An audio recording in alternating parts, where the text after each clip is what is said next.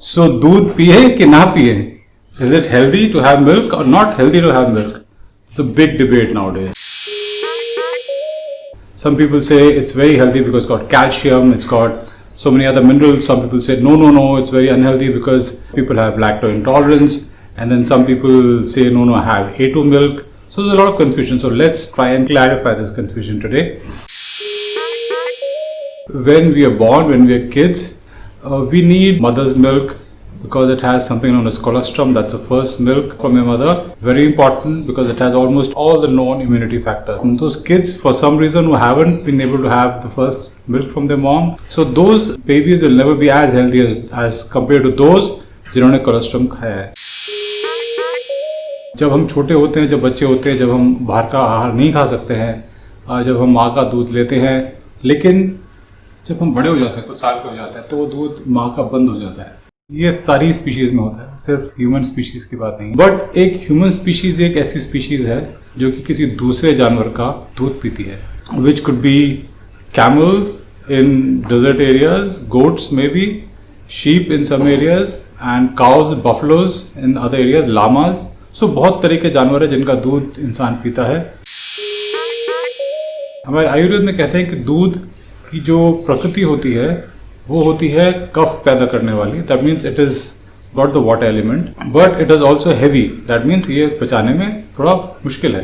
तो जिन लोगों को डाइजेशन के इशू है, जिन लोगों को ऑलरेडी कफ का इशू है, should have milk and milk products. ये मैं आप पे छोड़ता हूँ, आप रिसर्च कर लीजिए. लेकिन आयुर्वेद कहता है कि हर तरह का दूध हर एक के लिए नहीं है. अगर आपकी प्रकृति में कफ ज़्यादा है, if you have more kapha, like in Ayurveda we have 3 traits, kapha, pitta, vata. सो अगर आप में कफ ज़्यादा है तो आपको नॉर्मल दूध, भैंस का दूध, गाय का दूध सोच के लीजिए. इट्स रिकमेंडेड कि गोट मिल्क आप ऐसे में ले सकते हैं because goat milk is much lighter in comparison, much easier to digest. But बात हो रही थी कि हमें दूध इन जनरल पीना चाहिए कि नहीं पीना चाहिए. तो ये मैं डिबेट, बड़ी लंबी डिबेट है, मैं आप पे छोड़ता हूँ. हमारा दूध इतना बड़ा हमारे खाने का पार्ट है बिकॉज हम खोया खाते हैं, मक्खन खाते हैं, हम घी खाते हैं. बट ये आपने डिसाइड करना है कि क्या आपका डाइजेस्टिव सिस्टम, क्या आपकी पाचन शक्ति, क्या आपकी जठराग्नि जिसे हम कहते हैं हिंदी में, is it very strong, can it handle this kind of food, और क्या आप पचा पाएंगे, क्या जितना फैट उसके अंदर होता है, क्या आपकी बॉडी को ज़रूरत है इतनी, क्या आप इतने एक्टिव हैं, क्या आप सेडेंटरी लाइफस्टाइल जी रहे हैं, क्या आप रोज कुछ ना कुछ वर्कआउट करते हैं या बहुत चलते हैं या कुछ ना कुछ ऐसा शरीर से काम करते हैं कि आप उसको पचा पाएंगे. That is something that you have to decide. दही के भी बहुत सारे प्रकार बताए गए हैं हमारे आयुर्वेद के अंदर. जैसे एक वो दही होता है जो कि पूरी तरह से जमा नहीं है, which is not fully set, हल्का सा वो थोड़ा गीला गीला सा होता है. फिर एक दही होता है जो कि प्रॉपरली सेट है लेकिन जिसमें खटास नहीं आई है, इट्स नॉट टर्न सार एज दैट, इट्स मीठा खाने में. That is the healthiest kind of दही. देन वी गो टू दही विच इज बिकम स्लाइटली सार, जिसमें थोड़ा सा खट्टापन आ चुका है. एंड देन दही विच इज बिकम वेरी सार, खटाई का उसमें टेस्ट ज़्यादा है और मीठा बिल्कुल भी नहीं है, मिठास बिल्कुल भी नहीं है. So the second type of dahi, the one which is nicely set, it's raining outside, can you hear that? The kind of dahi जो कि अच्छा मीठा है, that is healthy to have. But बहुत लोगों को ये मिसकंसेप्शन है कि दही ठंडा होता है. आयुर्वेद में दही को ठंडा नहीं बताया गया है, दही को गर्म बताया गया है. आयुर्वेद में कहा हुआ है कि जो मार्च अप्रैल का महीना होता है तब से लेकर नवंबर के महीने तक, दैट मीन जो सारे गर्मियों के महीने हैं, उसमें दही को कंज्यूम मत कीजिए. तो जो चीज़ गर्म होती है वो गर्मियों में अगर आप लेंगे तो क्या होगा, और गर्मी लगेगी आपको और आप कहेंगे अरे बड़ी गर्मी बड़ी गर्मी बड़ी गर्मी, तो और लस्सी पीते हैं. और तो basically because people are mistaken about the nature of dahi, they think it is ठंडा तो उसको पी लेते हैं इवन गर्मियों में, वेरएज आयुर्वेद में नहीं बोला हुआ है उसको पीने के लिए. You know the many people who been having this for all the lives, for generations, जो कि गर्मियों में भी दही लेते हैं. I will not rock the boat, वो जो करते हैं करते रहें. रात के टाइम दही बिल्कुल बैंड है because it's very heavy, very difficult to digest, so don't have it at night. So मना करा गया रात के लेने के लिए.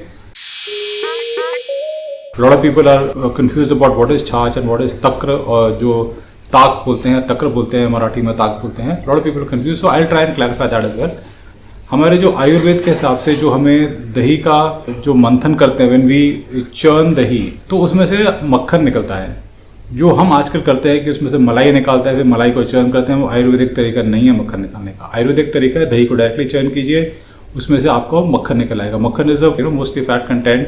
सो उसको जब निकाल लेंगे आप, जो पीछे रह जाएगा दैट वाटरी सब्सटेंस का जो पीछे छूट जाता है, उसको ताक बोला गया है, तक्र बोला गया है।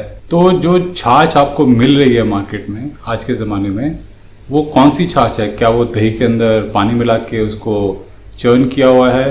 क्या वो तक्र है जिसमें से कि मक्खन निकालने के बाद जो पीछे छूट जाता है वो है? बट तक्र के जो फायदे बताए गए हैं, तक्र इज़ वेरी हेल्दी। तक्र आप पूरे साल ले सकते हैं, लंच के साथ भी ले सकते हैं, लंच के बाद भी ले सकते हैं। उसमें आप थोड़ा हल्का सा सेंधा नमक डाल के या हल्का सा जीरा डाल के भी ले सकते हैं। इट्स वेरी हेल्दी, आप पूरे साल ले सकते हैं।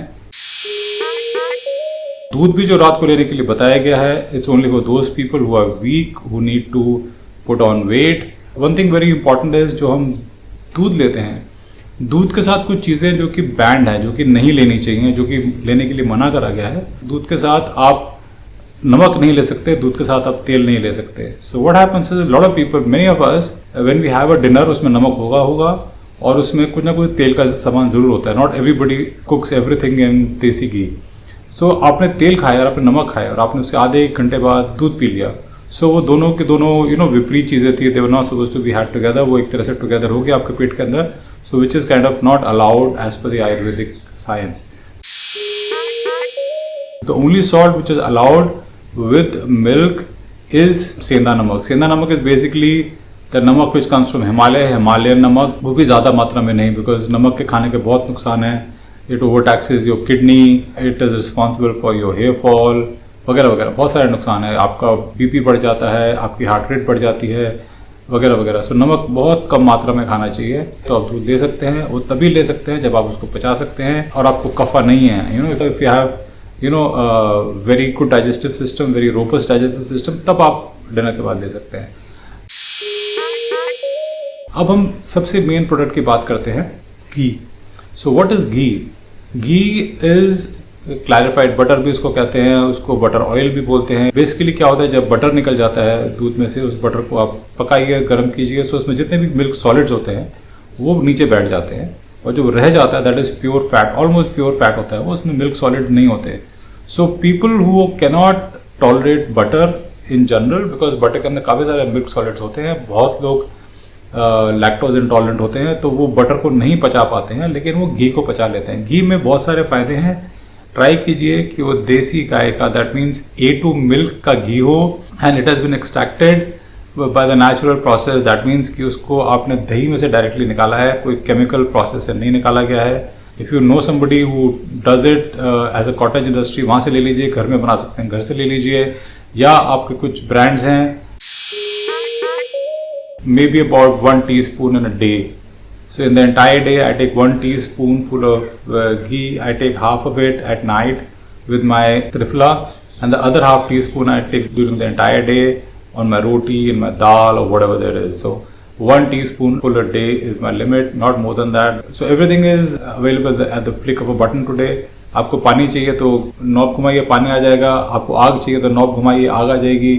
आपको हवा चाहिए तो नॉब घुमाइए, हवा आ जाएगी। पहले के ज़माने में लोग पानी लेने के लिए कुआं में जाते थे, लकड़ी के लिए, आग जलाने के लिए लकड़ी लेने के लिए जंगल में जाते थे, तो बहुत मेहनत करते थे। हम मेहनत नहीं करते हैं आज के ज़माने में, आर्टिफिशियल मेहनत करते हैं। मतलब मेहनत करने के लिए जिम जाते हैं या घर में हम वर्कआउट करना पड़ता है। हमारी बॉडी नेचुरली वर्कआउट नहीं करती है, बिकॉज हम लाइफस्टाइल हमारा बदल चुका है। सो इन सच सर्कमस्टांस हमें मिल्क से बने हुए जो प्रोडक्ट्स हैवी होते हैं उनको बहुत लिमिटेड मात्रा में, बहुत सोच समझ के लेना चाहिए, बिकॉज हमारी बॉडी को टॉलरेट नहीं कर पाती है। अनदर फैक्टर इज कि जो हमारे कैटल होती है, जो ये सारी मिल्क जिनसे हमको मिल रहा है, तो वो क्या कंज्यूम कर रहे हैं? आधे ग्रास फेड और आधे ग्रेन फेड। जो ग्रेन होता है, जैसे मैंने आपको बताया, कोई भी ग्रेन होता है, ग्रेन के अंदर लेक्टिन होता है, और वो लेक्टिन ग्रेन से निकल के काऊ में या बफलो में, जो भी आप एनिमल जिसका आप दूध पी रहे हैं उसमें जाएगा, और वो फिर दूध में भी आएगा और दूध में से फिर आपकी बॉडी में जाएगा। लेकिन अगर वो ग्रास फेड है और ग्रास में लेक्टिन नहीं होता है, so comparatively that will be much healthier. और जो ऑर्गेनिक तरीका आजकल का है कि उसमें आपने पेस्टिसाइड नहीं यूज़ करा है, आपने इंसेक्टिसाइड नहीं यूज़ करा है, आपने कोई केमिकल फर्टिलाइज़र नहीं यूज़ करा है उनके खाने में, उस तरह का मिल्क आपको मिलता है। तो it be much beneficial for you compare to other kind of milk और मिल्क के products. Okay guys, you have a good day. Bye bye.